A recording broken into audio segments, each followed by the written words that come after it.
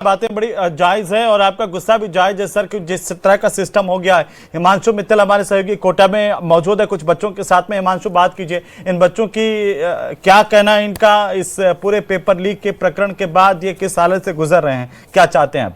जी,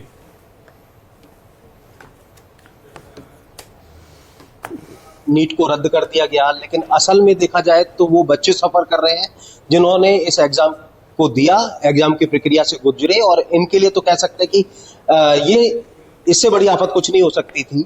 और फिलहाल ये बच्चे जो अपनी पीड़ा खुद बताएंगे कि आखिर इनके लिए कितनी बड़ी ये दिक्कत है, क्योंकि रीनीट के प्रोसेस से आपको गुजरना होगा। एग्जाम दिया और सोचा नहीं होगा कि एग्जाम दोबारा देना पड़ जाएगा।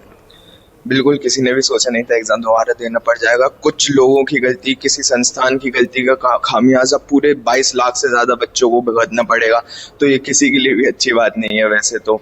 एंड रीनीट का कुछ लोगों के लिए अच्छा मौका हो सकता है कि जिन लोगों का थोड़ा बहुत रह गया था उन लोगों को फिर से एक और मौका मिल सकता है, बट जिन लोगों का सिलेक्शन लाइन पे हो रहा था उन लोगों के लिए तो अपने लिए, आप चूंकि खुद इस प्रक्रिया से गुजरे, कैसा झटका लगा जब सुना कि रीट रद्द हो गई है, दोबारा देना पड़ेगा?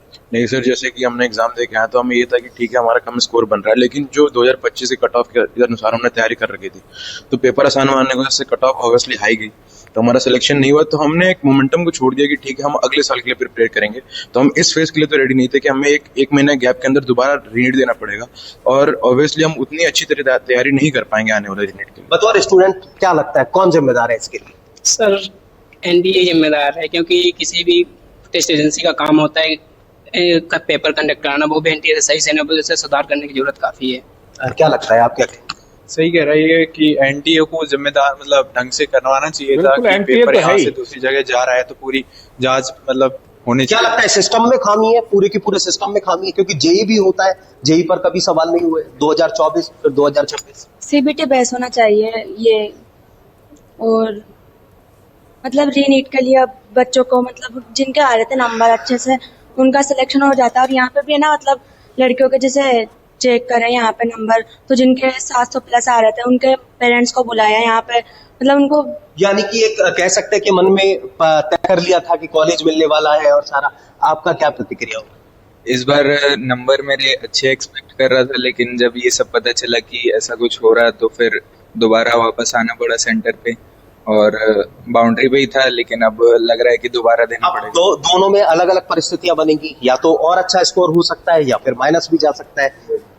तो चांसेस पॉसिबिलिटी ये भी हो सकती है कि ना हो, तो मेरी तैयारी तो खराब चली गई ना, अगर बाई चांस अच्छा पेपर ज्यादा ही अच्छा आ गया, या फिर जैसा 25 का था वैसा आ गया। क्या सुधार होना चाहिए? जो सिस्टम में ये जो गैप्स बना रहे हैं कुछ लोग, इन लोगों को अच्छी सजा देनी चाहिए ताकि लोग दोबारा ऐसा कुछ करने से पहले डरें, और ऐसा डर बना रहे कि ऐसा कुछ करेंगे तो ये सजा मिलेगी, तो उन लोगों के लिए प्रतिक्रिया करें। मतलब स्टूडेंट, एक बात और महत्वपूर्ण है, आप ये बताइए कि आखिर ये सब कुछ हुआ, लेकिन इसके लिए ऐसा ना हो भविष्य में, ऐसे क्योंकि 22 लाख बहुत बड़ा फिगर होता है, उन सब बच्चों को सफर करना पड़ेगा।